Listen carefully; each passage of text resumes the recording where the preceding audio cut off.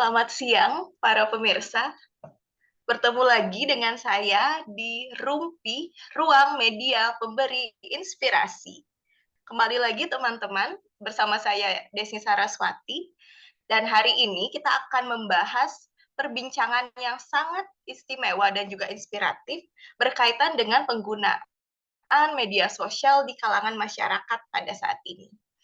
Dan tentu saja teman-teman, pada kesempatan hari ini saya tidak hanya sendiri, karena di sini terdapat pakar-pakar yang sangat mumpuni dan juga inspiratif yang akan memberikan pandangan dan juga perspektif bagi kita semua. Adapun para pakar tersebut, yang pertama kami menghadirkan tokoh masyarakat yang sudah memiliki pengalaman cukup lama dalam hal bermasyarakat, Bapak Ikomang Ardiana Arimahendra, STR TRA. Selamat siang, Bli. Siap, selamat siang Kak Desni.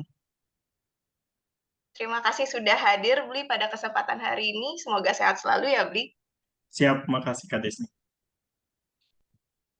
Baik, yang kedua tentu saja media sosial sangat erat kaitannya dengan teknologi dan informasi. Oleh karena itu, kami juga menghadirkan pakar teknologi dan informasi yang sangat ahli dan juga sudah berkecimpung cukup lama dalam hal teknologi dan informasi. Tanpa berlama-lama, selamat siang Bapak Ardianto Syaifur Rohman, STMT. Selamat siang, Kak Desni. Selamat siang. Terima kasih sebelumnya Bapak Ardianto ya sudah menyempatkan waktunya untuk hadir di acara kami. Dan mengingat juga dampak dari penggunaan media sosial terhadap perkembangan perekonomian, kami juga menghadirkan pakar tentu saja adalah seorang dosen dan juga penggiat ekonomi di Indonesia. Selamat siang, Ibu Ana Agung Intan Wulandari MACC.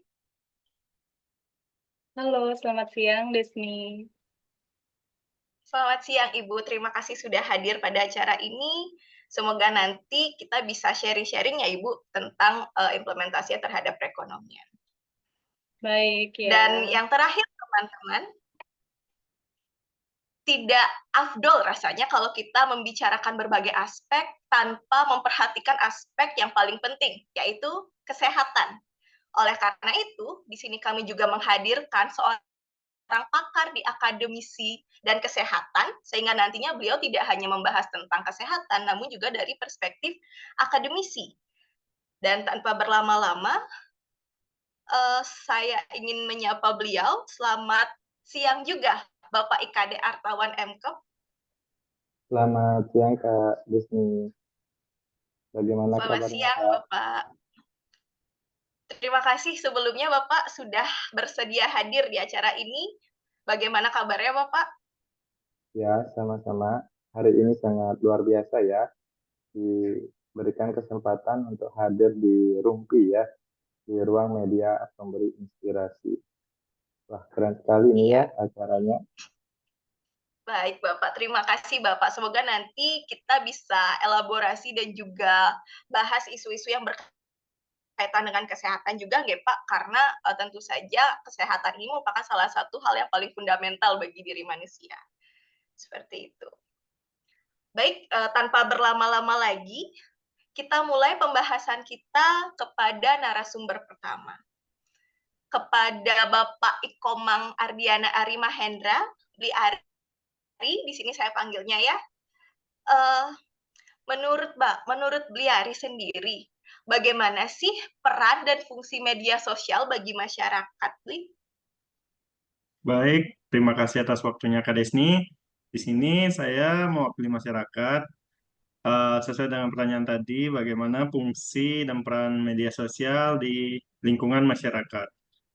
Media sosial tentunya bisa memberikan kecepatan dan fleksibilitas dalam menyampaikan informasi yang tersebar. Namun juga dapat memberikan informasi yang negatif atau berita hoax. Oleh karena itu, peran media sosial di dalam kehidupan bermasyarakat harus diatur dan diawasi baik agar dapat memberikan manfaat dan fungsi yang benar terhadap masyarakat yang luas. Mungkin seperti itu fungsi dan peran dari media sosial. Ya, itu Baik, sekali. terima kasih Bli. Nah, karena berkaitan juga dengan berita hoax, di sini kebetulan kita juga menghadirkan pakar di bidang teknologi dan informasi, yaitu Bapak Ardianto. Nah, selamat siang Bapak. Nah, Selamat untuk siang. itu Bli, Bapak, selamat siang. Untuk itu Bapak menanggapi dari pernyataan Bliari di sini. Bagaimana sih dampak negatif penyebaran misinformasi dan disinformasi tersebut, dan bagaimana caranya kita sebagai masyarakat untuk membedakan informasi mana yang sebenarnya benar dan yang mana yang salah. Baik, izin saya jawab Kak Desti. Jadi penyebaran misinformasi itu secara definitif adalah informasi yang salah namun tidak disengaja. Kemudian untuk disinformasi ini secara definitif adalah informasi yang salah yang sengaja disebarluaskan. Nah, keduanya ini memiliki dampak yang sangat luas dan beragam di dunia maya maupun di dunia nyata. Salah satu dampaknya adalah dapat mempengaruhi keputusan politik. Contohnya apa? Berita palsu atau berita hoax tentang kecurangan pemilu ya. Nah, berita ini bisa cepat menyebar luas melalui medsos dan tentunya berpotensi memicu kerusuhan dan ketidakpercayaan terhadap proses demokrasi. Nah, hal ini merupakan disinformasi yang disengaja ya. Tujuannya adalah untuk memanipulasi opini publik dan mempengaruhi hasil pemilihan umum. Selain itu, dampak negatif lainnya adalah dapat mempengaruhi hubungan sosial dan kepercayaan masyarakat. Misinformasi dan disinformasi ini yang menyebar di medsos dapat berimpact pada masyarakat. Sehingga dalam hal ini masyarakat menjadi curiga dan tidak percaya lagi pada informasi yang diberikan oleh pemerintah atau lembaga lainnya. Hal ini tentunya dapat mempengaruhi kepercayaan masyarakat pada lembaga-lembaga yang seharusnya dipercaya. Kemudian, bagaimana sih kita secara pribadi membedakan informasi yang benar dan informasi yang salah? Oke, tentunya caranya kita harus bisa membedakan informasi yang valid atau benar dan tidak valid atau salah, yakni dengan beberapa cara berikut. Yang pertama, kita harus bisa membiasakan memeriksa sumber informasinya terlebih dahulu ya. Apakah informasi tersebut berasal dari sumber terpercaya dan dikenal? Kemudian kita coba bandingkan dengan sumber-sumber lain yang lebih kredibel. Apakah informasi yang sama muncul di beberapa sumber terpercaya? Kemudian yang kedua, selalu kita perhatikan tanggal publikasinya. Apakah informasi tersebut masih relevan atau tidak? Kemudian kita coba cermati apakah ada bukti fakta dan data yang mendukung validitas dari informasi tersebut. Kemudian yang ketiga, selalu waspadai informasi yang selalu sensasional atau mengandung klaim berlebihan. Kemudian kita periksa apakah ada bias atau kepentingan tertentu dari penulis atau sumbernya. Dan yang tak lupa, kita harus selalu mengasah literasi digital kita ya, media sosial kita, agar kita sebagai pengguna medsos bisa menilai informasi yang benar dengan lebih baik. Penting ya kita biasakan selaku pengguna media sosial untuk selalu bersikap kritis dan tidak mudah terpengaruh oleh informasi yang belum jelas terverifikasi kebenarannya. Kira-kira seperti itu Kak Desni.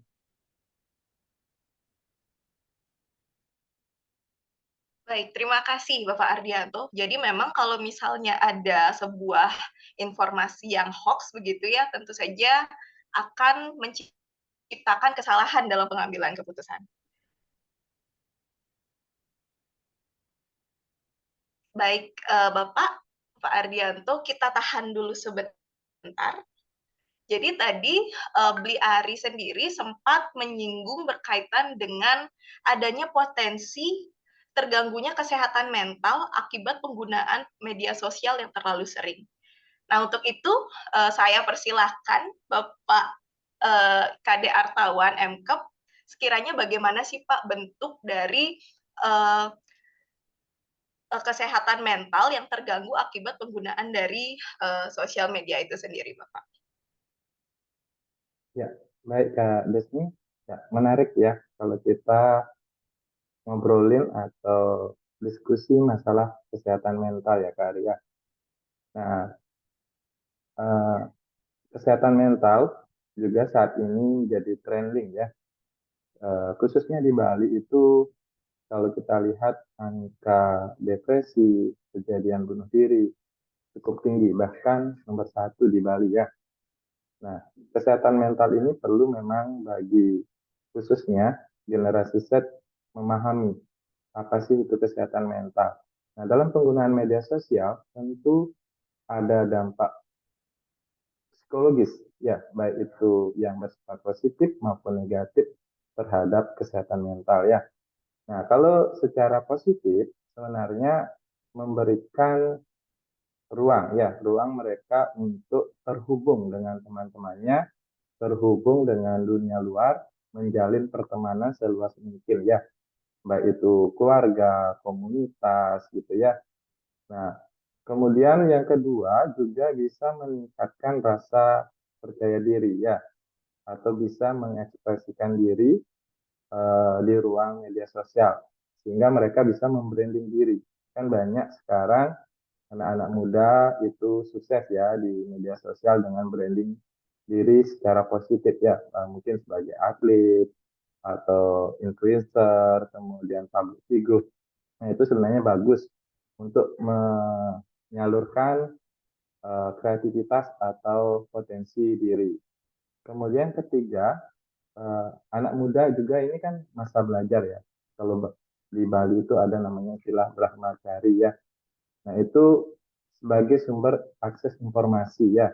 Jadi sangat mudah sekarang di pelosok-pelosok mereka sudah bisa mengakses informasi secara cepat dan mudah. Nah, tentu dengan kebaikan-kebaikan atau positif dari penggunaan media sosial ini juga memberikan tekanan negatif ya. Nah, tekanan-tekanan untuk mungkin ya selalu tampil bagus gitu ya, tampil sempurna, kemudian terlihat wah mungkin ya, itu biasanya anak-anak muda itu emosinya kan masih belum stabil ya, meluap-luap. Nah, ini biasanya akan menimbulkan apa namanya minder ya, atau depresi juga bisa, atau merasa cemas. Saya mampu nggak melakukan hal yang sama gitu ya. Terus yang lain dampak negatifnya itu bisa menimbulkan kecanduan. Jadi kalau udah candu ya bermain media sosial karena algoritmenya sekarang sangat mudah ya. Jadi kita nggak terasa sejam 30 menit menggunakan media sosial. Nah, media sosial juga sekarang ada namanya istilah cyberbullying. Nah, ini tren juga ya. Jadi bullying di kalangan anak-anak, tidak hanya anak-anak ya, bahkan orang dewasa itu lewat media sosial. Nah, dari dampak-dampak itu yang baik positif maupun negatif, ternyata yang memberikan dominan efek pada masyarakat maupun pengguna media sosial itu adalah cenderung lebih banyak digunakan secara negatif. Nah, ini perlu sebenarnya penyadaran bagaimana penggunaan media sosial secara bijak, ada advokasi, kemudian literasi tadi yang disinggung oleh Pak Ardianto, jadi diberikan edukasi kepada masyarakat maupun remaja, bagaimana penggunaan media sosial, bagaimana menggunakan literasi digital di media sosial, sehingga konten-konten yang disampaikan adalah positif, tidak membullying, sehingga tidak menimbulkan dan tidak kesannya apa ya, eh, kesannya itu ikut-ikutan gitu ya. Nah, itu mungkin yang dampak positif dan negatif dari penggunaan media sosial ya, Kak Desni ya. Baik, Bapak. Kemudian Bapak, kan tentu tadi sudah disebutkan ya, bahwasannya memang ternyata banyak juga nih bentuk dari dampak negatif atas penggunaan media sosial itu. Nah, kemudian bagaimana sih sebenarnya tata caranya untuk mencegah agar para pengguna ini bisa begitu, Bapak? Kan tadi disebutkan untuk membuat konten yang positif, kemudian juga untuk melakukan hal hal yang baik lah, sehingga memberikan contoh yang baik. Nah, tapi kan tentu saja penggunaan sosial media ini kadang agak sulit untuk dikendalikan gitu ya Pak ya. Nah, itu kira-kira bagaimana ya Pak pendekatannya?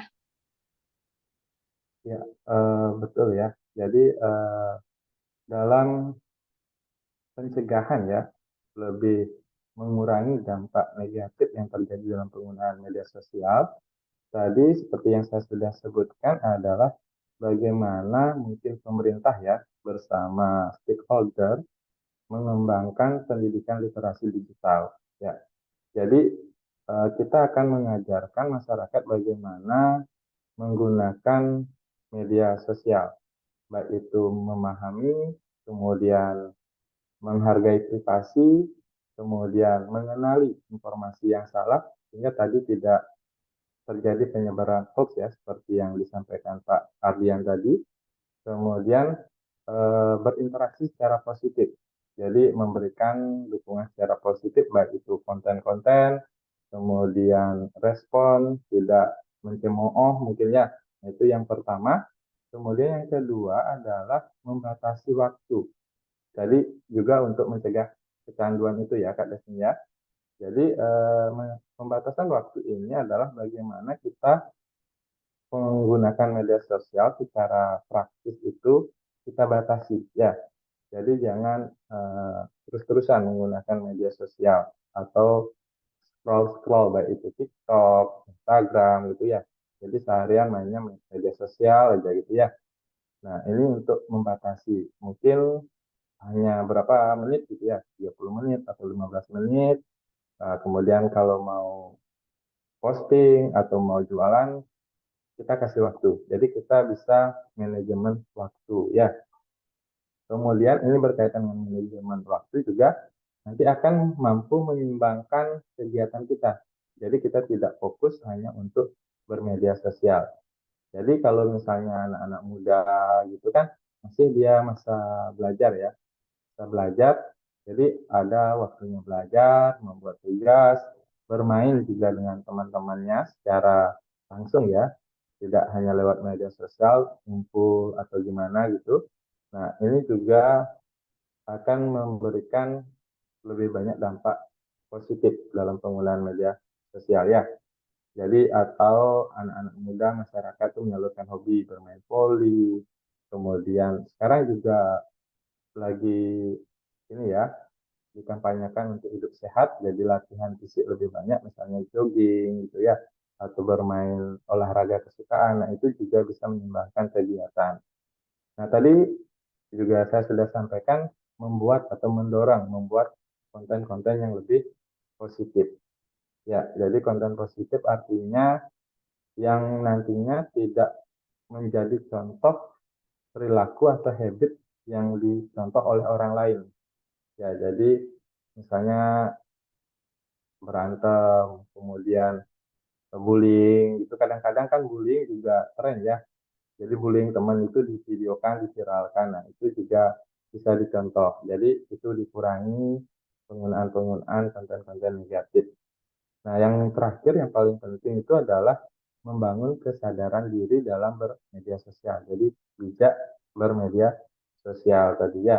Nah, dengan literasi digital, kemudian konten positif, kegiatan yang seimbang, ini saya yakin akan membangun bagaimana masyarakat bijak dalam penggunaan media sosial.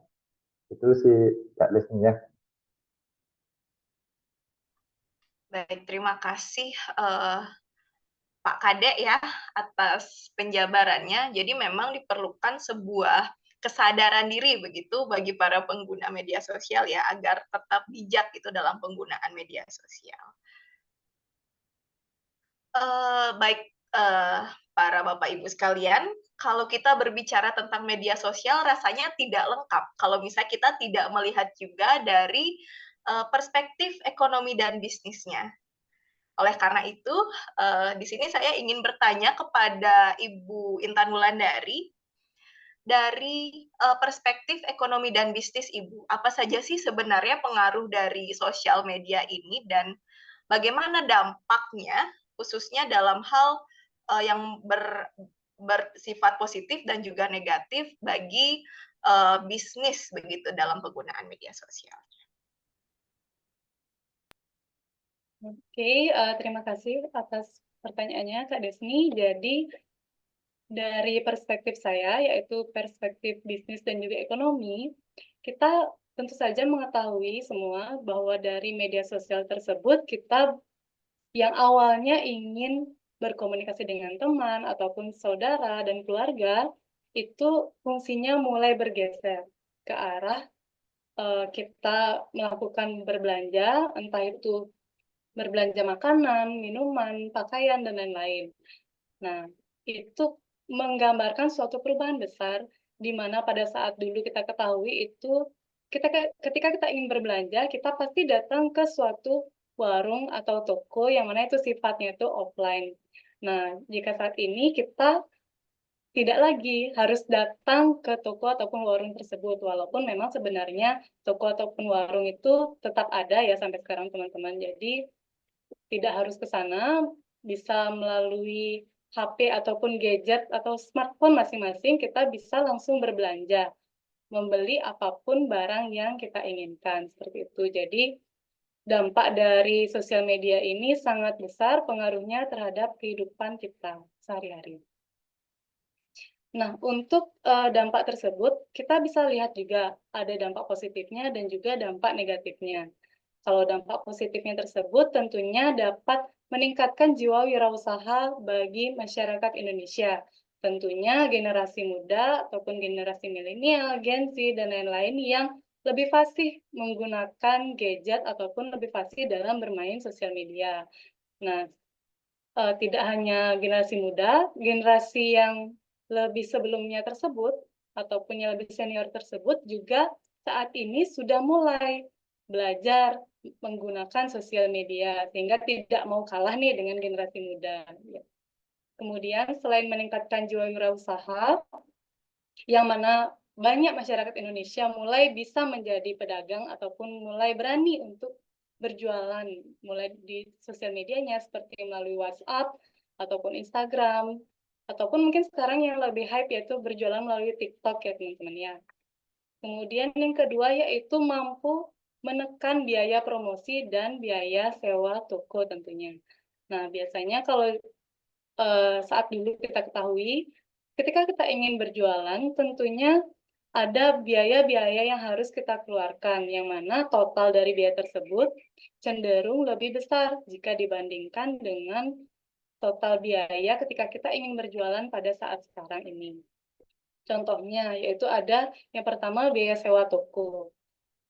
Jadi, kalau saat dulu kita ingin berjualan, kita harus menyiapkan uang untuk biaya sewa toko tersebut. Kemudian selain itu kita juga harus mengeluarkan biaya promosi, misalnya promosi melalui koran, televisi, dan lain-lain. Pada saat sekarang, teman-teman hanya perlu smartphone, kemudian perlu kuota, dan juga perlu foto dari barang yang akan dijual. Jadi tidak harus punya barang yang akan dijual, juga sekarang ada yang namanya dropship, yaitu kita menjual barang yang dimiliki oleh orang lain tanpa harus membeli terlebih dahulu barang tersebut. Nah, sehingga di sana ada juga risiko stoknya itu menjadi menurun. Nah, selain itu ada juga kemampuan untuk menjangkau konsumen secara luas. Nah, kalau kita berjualan secara offline itu biasanya kan yang menjadi target market kita itu hanya orang-orang sekitar. Nah, ketika kita beriklan, lalu target market kita menjadi semakin luas. Namun ketika kita berjualan menggunakan sosial media itu, jadi target market kita itu menjadi semakin luas. Artinya adalah orang-orang yang berpotensi untuk membeli produk kita yang kita jual tersebut bisa dari berbagai daerah di Indonesia, bahkan bisa asalnya dari luar negeri. Jadi di sana ada pengikisan barrier ataupun halangan, tembok penghalang itu menjadi terkikis akibat penggunaan dari sosial media tersebut. Kemudian yang keempat ada memunculkan beragam jenis usaha baru yang dapat menambah income ataupun pemasukan kita. Contohnya seperti yang saya sudah sebutkan tadi, seperti dropshipping, kemudian ada juga sekarang yang berprofesi sebagai selebgram, kemudian ada juga social media officer, dan juga content marketing. Itu sangat banyak orang yang berprofesi sebagai yang saya sebutkan tadi saat ini. Nah, yang terakhir yaitu ada meningkatkan engagement antara seller dan juga buyer. Nah, ketika kita berjualan menggunakan sosial media, tentu saja calon pembeli kita ataupun orang yang sudah mengkonsumsi ataupun konsumen produk kita tersebut menjadi lebih mudah untuk berkomunikasi dengan kita sebagai si seller ataupun sebagai si penjual. Karena dengan hanya cukup menggunakan via reply chat ataupun memposting hasil dari belanjaannya tersebut, dia sudah bisa langsung berkomunikasi dengan kita sebagai bayarnya. Di sana tidak lagi memerlukan waktu yang lama untuk mengetahui bagaimana sih respon antara si buyer tersebut terhadap si seller, terhadap jasa ataupun barang yang dimiliki tersebut. Nah, itu dampak positifnya yang bisa kita ketahui. Kemudian ada juga dampak negatifnya, teman-teman. Jadi di sini seperti yang kita ketahui bahwa saat ini, jika ada suatu permasalahan ataupun kita ingin protes, itu pasti kan mudah sekali bagi kita untuk membuat caption ataupun memposting sesuatu tersebut di sosial media, sehingga hal tersebut memudahkan apa yang kita upload tersebut menjadi viral. Apalagi ketika kita upload suatu bentuk protes ataupun terhadap produk ataupun jasa itu di TikTok ya, jadi jangkauan itu lebih luas, jadi sehingga lebih mudah untuk menjadi viral. Nah, di sana ada dampak berupa mudahnya suatu brand image dari suatu perusahaan tersebut menjadi reputasinya tersebut menjadi lebih mudah untuk turun ataupun menjadi rusak. Jadi sebagai si seller ataupun sebagai si penjual, kita harus berhati-hati dan sangat memaintain ataupun sangat harus bisa untuk fokus terhadap apa maunya konsumen, dan juga harus bisa menanggapi dengan cepat apa saja komentar ataupun saran ataupun kritik yang diberikan oleh si konsumen kepada si pembeli tersebut. Nah, di sana kemudian dampak negatif selanjutnya yaitu meningkatnya budaya konsumtif di masyarakat. Nah, terutama generasi milenial ataupun Gen Z tersebut kan intensitas menggunakan sosial medianya tentu lebih banyak ya dibanding yang lainnya. Nah, jadi ketika mereka membuka sosial media tersebut, yang awalnya ingin berkomunikasi dengan teman-temannya, malah mereka cenderung fokus untuk melihat barang apa nih yang akan saya beli selanjutnya. Ketika ada iklan barang celana jeans misalnya, oh ternyata saat ini ada celana jeans yang model ini nih, yang awalnya kita hanya kepo, ingin tahu bagaimana sih model celana jeans yang terkini. Jadi ketika kita kepo tersebut, secara tidak sadar kita merasa ingin untuk membeli celana tersebut, padahal kita sebenarnya tidak perlu-perlu banget ya untuk harus membeli celana tersebut saat ini. Nah, jadi itulah yang paling fatal sebenarnya, meningkatkan budaya konsumtif di masyarakat. Jadi, masyarakat seharusnya lebih mengetahui bagaimana cara membedakan antara keinginan dan juga kebutuhan. Begitu Kak Desni. Baik, terima kasih Ibu Intan atas penjabarannya.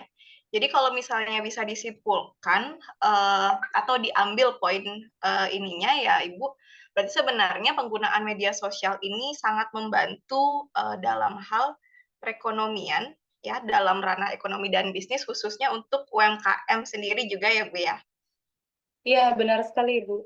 Terutama bagi UMKM, yang mana UMKM itu kan modalnya masih minim ya, ataupun baru berkembang, sehingga dengan penekanan pada beberapa jenis biaya tersebut membuat UMKM menjadi lebih mudah untuk berwirausaha ataupun mengembangkan produknya. Baik, terima kasih Ibu. Tadi saya meng-highlight pernyataan dari Bapak Kadek dan juga Ibu Intan, bahwa di sini pendapat konsumen ataupun hal-hal yang disebutkan oleh orang-orang begitu ya dalam sosial media itu sangat mudah untuk menggiring opini dan juga menciptakan suatu perspektif baru di kalangan masyarakat.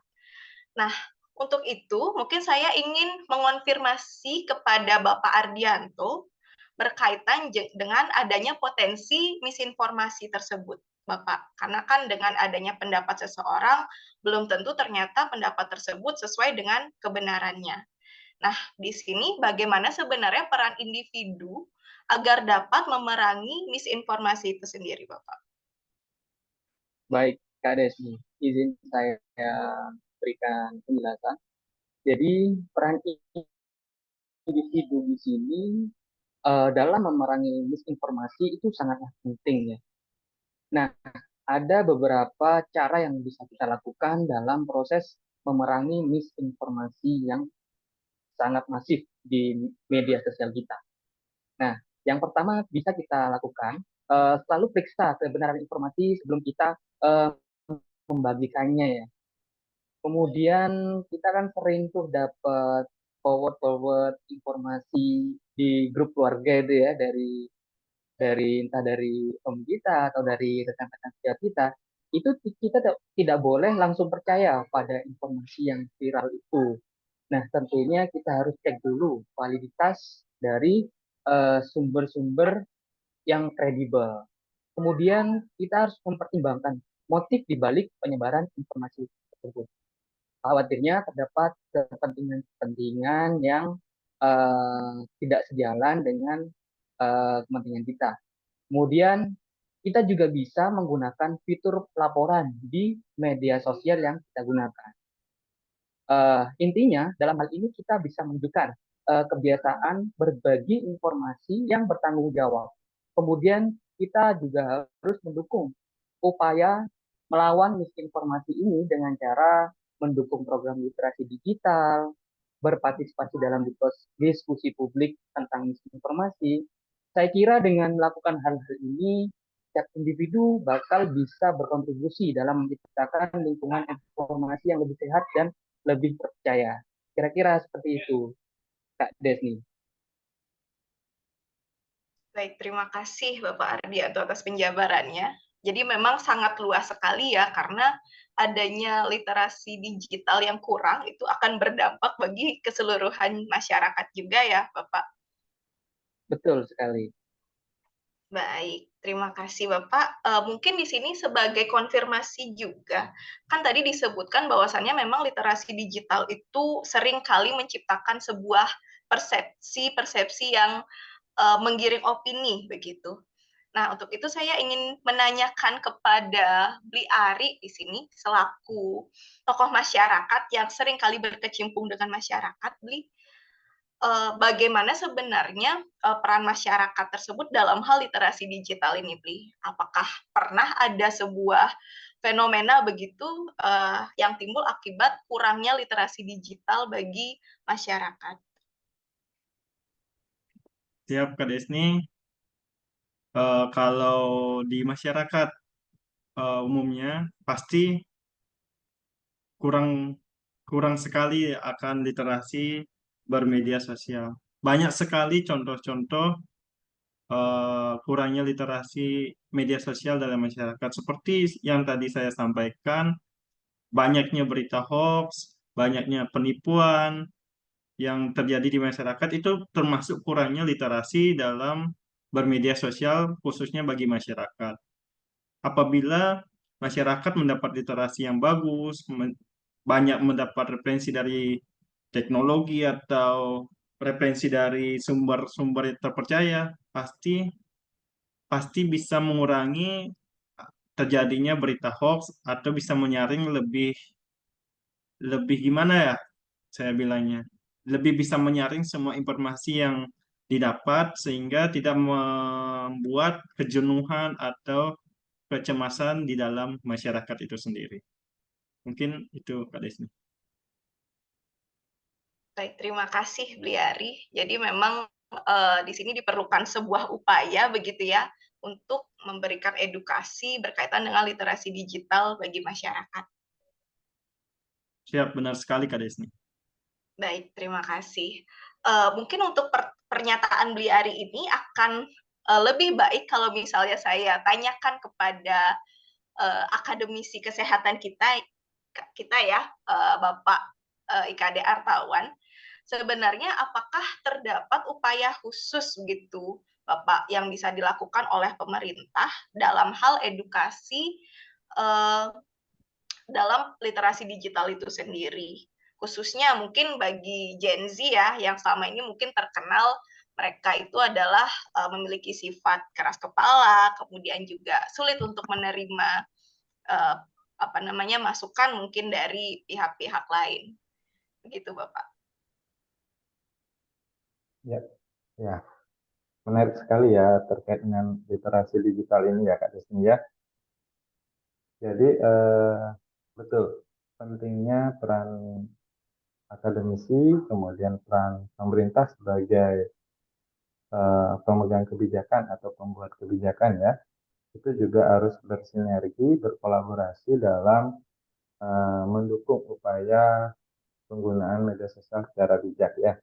Kalau dari segi akademisi, jadi karena saat ini sudah fasih ya masyarakat menggunakan media sosial, baik itu mungkin FB dan yang lagi hype tadi, baik itu adalah TikTok. Nah, ini bagaimana menjembatani ya penyampaian informasi atau bentuk edukasi yang bisa diterima oleh masyarakat gitu ya. Nah, bagaimana caranya memberikan informasi atau literasi digital ini ke masyarakat sehingga mudah diterima? Tentu kita harus membuat konten-konten yang menarik, relevan, dan bisa medianya adalah media sosial itu sendiri, ya. Jadi bagaimana penggunaan media sosial sebagai wadah untuk edukasi ke masyarakat kembali, gitu ya. Jadi pembuatan konten yang interaktif, boleh dalam bentuk video mungkin ya, kemudian infografis yang mudah diakses oleh masyarakat, baik itu gengsi, kemudian lebih banyak dibuat visual atau bentuk quiz mungkin ya. Nah, kalau kita lihat di media sosial, selebgram itu kan sering itu buat quiz ya, buat quiz salah atau benar itu. Nah, banyak kan itu yang komen gitu. Nah, mungkin itu salah satu bentuk yang bisa kita contoh untuk memberikan edukasi. Tapi kontennya adalah konten edukasi berupa literasi digital. Nah, saya rasa ini sangat perlu diberikan edukasi ya, karena melihat data ya, data kita lihat bahwa sebenarnya di masyarakat kita, khususnya Indonesia itu, orang yang berpendidikan, ya itu masih sangat rendah. Ya, kalau sampai ke perguruan tinggi itu kurang dari 20%. Kalau yang sampai ke pendidikan menengah atas mungkin baru 40 atau 50%. Jadi masih banyak masyarakat kita yang tidak bisa mengenyam pendidikan dengan baik ya, sehingga masih dikatakan kategori rendah lah tingkat pendidikan masyarakat kita ya. Kemudian bentuk lain untuk edukasi literasi digital ini adalah bentuk membuat forum-forum diskusi. Nah, mungkin salah satunya seperti yang kita lakukan hari ini adalah melakukan podcast atau diskusi terbuka ya. Nah, itu apa sih dampak positif, negatif yang sering kita mungkin selenggarakan ya, atau kita buat di tempat-tempat mungkin tongkrongan anak-anak muda sekarang seperti warung kopi, kafe-kafe gitu ya, sehingga ini dibahas lebih banyak di forum-forum anak muda. Kemudian yang lainnya itu kita berikan contoh nyata ya.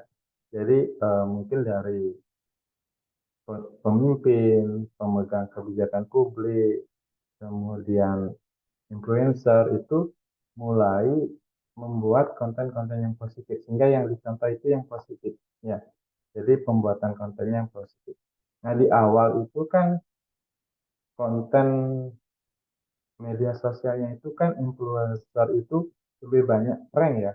Dulu lebih banyak buat prank yang cepat terkenal gitu ya. Nah, mungkin ini yang perlu kita edukasi ya, dari influencer juga lebih banyak membuat konten-konten yang positif sehingga eh, masyarakat mencontoh hal-hal positif dari para selebgram gitu ya. Kemudian kalau di anak-anak muda itu adalah bagaimana membuat gamifikasi ya. Jadi edukasi berbentuk game. Nah, itu yang lagi hits juga di anak-anak muda ya, atau kampanye peer to peer. Jadi teman sebaya anak-anak muda ini juga bisa. Kemudian dilakukan evaluasi atau follow up secara berkelanjutan, baik itu dari stakeholder dan pemerintah, sehingga hmm, pendekatan yang kolaboratif, relevan, inovatif, yang sesuai dengan perkembangan zaman ini bisa mengkampanyekan untuk penggunaan media sosial secara bijak, gitu deh. Itu ya Kak Desni. Baik, terima kasih Pak Kadek. Jadi memang di sini memang diperlukan kolaborasi ya Pak dari pihak-pihak seperti mungkin pemerintah, kemudian juga pemangku kebijakan lain untuk menciptakan suatu iklim tentang penggunaan media sosial yang baik dan juga bijak. Ya, Nah, betul sekali. baik, terima kasih Pak Kadek. Nah, membicarakan tentang sebuah usaha, tentu saja kalau kita berbicara usaha itu tetap kita melihat kepada risiko akan terjadinya sebuah hal. Nah, untuk itu mungkin saya akan menanyakan kepada Ibu Intan di sini, dalam hal misalnya pemerintah di sini sudah membuat sebuah usaha, namun tentu saja akan ada potensi-potensi yang masih akan muncul begitu Ibu, berkaitan dengan adanya misinformasi, kemudian juga rendahnya literasi digital. Nah, bagi pelaku UMKM dan juga dalam kaitannya pada perspektif ekonomi dan bisnis, bagaimana sebenarnya cara untuk mengurangi dan menekan rusaknya atau menurunnya menekan risiko reputasi bisnis itu di media sosial itu, Ibu. Silakan. Oke, jadi kalau bagaimana sih cara untuk menekan risiko menurunnya reputasi bisnis itu ya? Berarti kalau kita lihat dari seller sebagai penjual, tentunya kita harus membangun brand image dari perusahaan kita tersebut, membangunnya dengan baik. Entah itu melalui bagaimana tampilan produk yang baik, kemudian bagaimana cita rasa ataupun kualitas produk yang baik. Nah, selain itu kita juga harus membangun brand produk juga seperti di sosial media tentunya. Nah, jadi dengan membangun brand produk di sosial media tersebut, kita akan meningkatkan engagement. Kayak bahasa Indonesia itu seperti semacam interaksinya itu antara kita si penjual dengan pembeli itu menjadi semakin meningkat. Nah, dengan kita interaksi tersebut semakin meningkat, maka kedekatan antara kita sebagai penjual dan juga si pembeli tersebut menjadi semakin dekat seperti itu. Nah, jadi dengan semakin dekatnya kita tersebut, kita akan lebih mudah untuk mengetahui apa sih yang diinginkan oleh konsumen, apa sih saran ataupun kritik dari konsumen yang ingin disampaikan kepada kita untuk meningkatkan kualitas jasa ataupun produk yang kita jual. Nah, itulah salah satu contoh untuk menekan risiko dari menurunnya reputasi perusahaan kita. Nah, kalau dari sisi konsumen, si pembelinya nih, biasanya kadang-kadang ada juga pembeli atau konsumen yang merasa tertipu oleh si seller, seperti itu kan. Nah, jadi bagaimana cara agar kita menjadi konsumen yang cerdas, sehingga kita tidak mudah tertipu oleh banyaknya seller-seller serupa yang ada di sosial media maupun di e-commerce. Misalnya adalah dengan kita melihat, ketika sebelum kita berbelanja tersebut, kita harus melihat terlebih dahulu si penjual ini apakah memang official store atau tidak. Apakah memang perusahaan yang asli menjual barang atau produk tersebut atau tidak.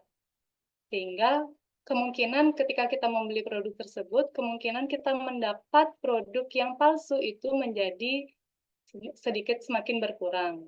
Nah, jadi ketika kita membeli produk dari official store, sudah pasti barang yang kita beli tersebut menjadi barang yang asli, kayak gitu. Kemudian selanjutnya, selain melihat apakah itu dari official store, kita juga ketika si penjual masih berupa UMKM, dan belum memiliki official store, kita bisa melihat di sisi apa namanya, konsumen itu kan ada tempat untuk memberikan review ya. Nah, di sana kita bisa melihat review-review dari konsumen-konsumen yang sudah membeli produk itu sebelumnya. Apakah review dari produk tersebut baik, sehingga rating yang muncul juga baik, yaitu misalnya di atas, bintangnya di atas 4,5 dari total 5 bintang yang ada, itu sudah bisa dikategorikan sebagai rating yang baik bagi si seller. Nah, kita melihat ratingnya apakah sudah baik, kemudian kita melihat reviewnya tersebut, apakah banyak yang menunjukkan review positif terhadap barang tersebut. Nah, itu semakin meningkatkan kepercayaan kita untuk membeli. Selain itu, untuk meyakinkan diri kita lagi, kita bisa melihat apakah dari review yang dicantumkan oleh si pembeli sebelumnya tersebut mencantumkan foto ataupun video dari produk yang bersangkutan. Nah, kadangkala ada saya mendengar beberapa orang yang menyatakan bahwa, untuk apa ngecek review dari suatu produk tersebut, padahal kan review zaman sekarang bisa dibeli, seperti itu. Ada yang bilang rating juga bisa dibeli. Jadi kita lebih menggunakan pikiran kita dalam menganalisis review tersebut, apakah ini memang review asli dari pembeli yang asli ataupun hanya settingan atau hanya dibeli belakang. Gitu.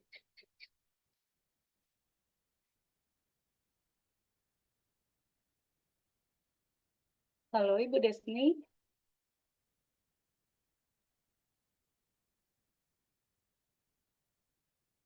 Ya, sepertinya ada kendala sinyal ya, teman-teman. Baik, Ibu, mohon maaf tadi ada kendala di laptop saya. Oke, ya. Tidak apa-apa, Ibu Desni. Oke, baik, terima kasih banyak Ibu Intan atas penjelasannya. Jadi memang di sini diperlukan usaha-usaha bagi pelaku UMKM di sini ya Ibu, untuk sekiranya bisa mengidentifikasi dan juga untuk memastikan bahwasannya resiko atas menurunnya reputasi bisnis itu bisa untuk dimitigasi. Baik, Bapak Ibu sekalian, menarik sekali ya pembahasan kita pada siang hari ini. Yang awalnya ngantuk gitu ya, ingin tidur siang, ternyata nggak jadi ngantuk karena udah membahas hal-hal yang sangat membakar otak, kita bisa bilang seperti itu ya. Oke, jadi Betul sekali. agar untuk memberikan sebuah penjelasan lagi, mungkin ada sesuatu hal yang digarisbawahi. Saya persilahkan Bapak Ibu untuk menyampaikan closing statement berkaitan dengan topik kita pada siang hari ini. Saya mulai dari Bapak Ardianto. Silahkan Bapak.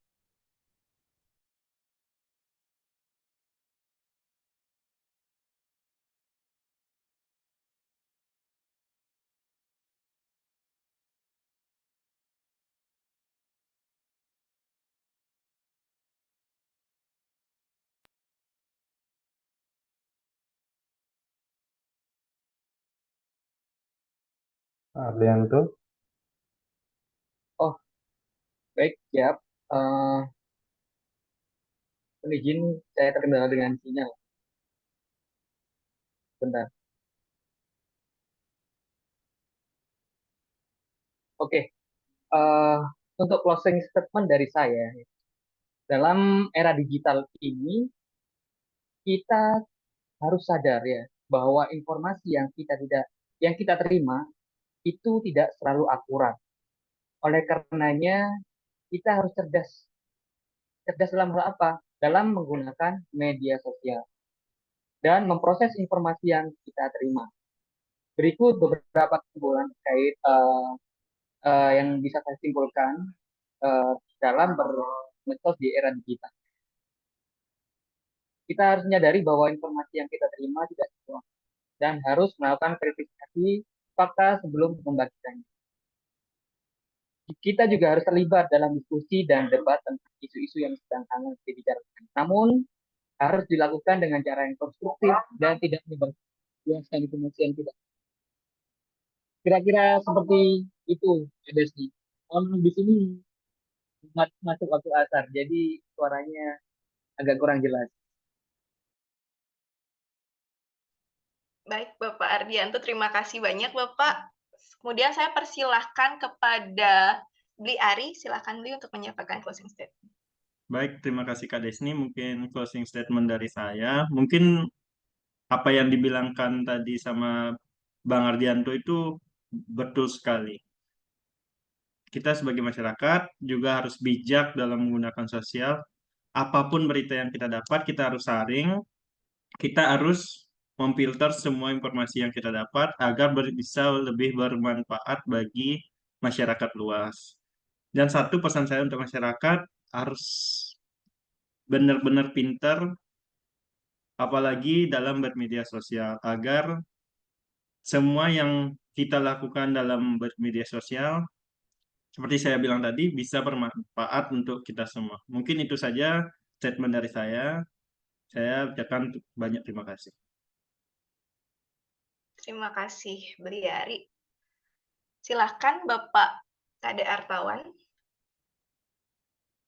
Ya, di sini saya ingin menyampaikan bahwa sebagai generasi Z, di mana generasi yang paling banyak mungkin ya terpapar dengan media sosial, karena mereka adalah generasi yang lahir di era digital ya, itu sebenarnya memiliki kekuatan luar biasa dalam memanfaatkan media sosial, baik untuk belajar, berbagi, dan menciptakan perubahan positif. Namun yang perlu diingat bagi mereka adalah menggunakan platform ini dengan bijak dan seimbang. Kemudian menjaga kesehatan mental dari tekanan dan standar sosial yang muncul. Ya, media sosial bisa menjadi alat untuk mengekspresikan diri dan bermanfaat dan terhubung dengan komunitas positif, dan bisa juga mengembangkan potensi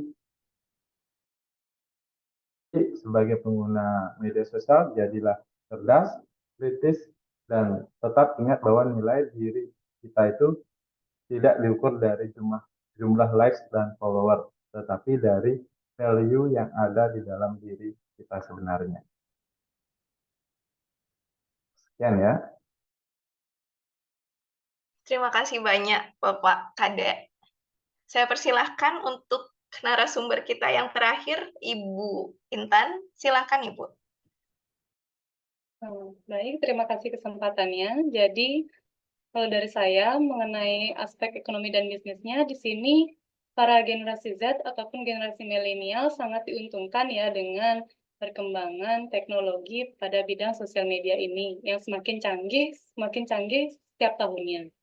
Nah, jadi dengan semakin canggihnya sosial media ini disertai dengan adanya beragam platform untuk melakukan jual beli ataupun transaksi jual beli tersebut, seharusnya generasi Z ataupun generasi milenial bisa meningkatkan kreativitasnya untuk ikut mencoba bagaimana sih menjadi seorang wirausaha, sehingga tidak ada lagi alasan bagi generasi Z tersebut untuk bermalas-malas mengatakan tidak bisa memiliki penghasilan tambahan ataupun kekurangan uang jajan seperti itu ya. Jadi ketika kita mau dan kita ingin mencari tahu sesuatu ataupun ingin menjadi seorang wirausaha, tentu pasti ada jalannya untuk menambah pundi-pundi ataupun penghasilan kita sehingga kita bisa mencapai apapun yang kita inginkan ke depannya. Seperti itu. Baik, terima kasih Ibu Intan atas closing statement-nya ya. Dan juga kepada Bapak Ibu sekalian, terima kasih karena sudah menyampaikan ide, aspirasi, dan juga penjabarannya pada siang hari ini. Semoga sehat selalu, Bapak dan Ibu.